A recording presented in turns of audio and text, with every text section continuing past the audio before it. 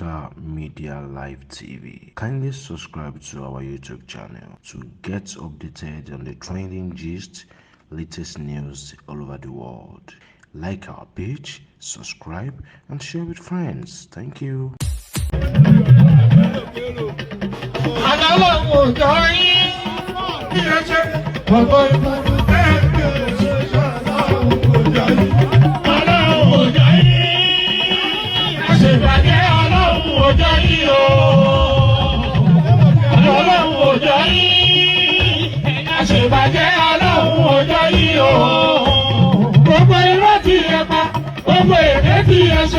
Ọ̀nà ìbàjẹ́ kẹrin òṣìṣẹ́ ọlọ́run ọjọ́ yìí.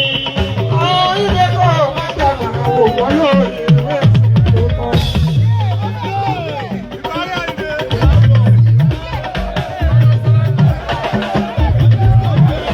Ọ̀dọ̀ tí bọ́ ní ẹ̀rọ wà á ẹni máa àrùn lọ́jọ́ sórí àpò àbọ̀ mi lọ.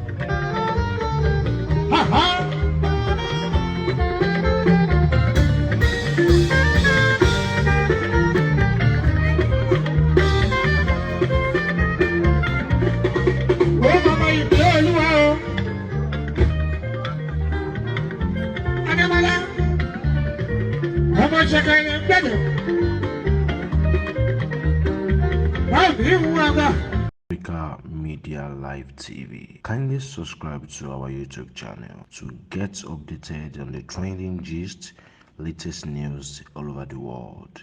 Like our page, subscribe, and share with friends. Thank you.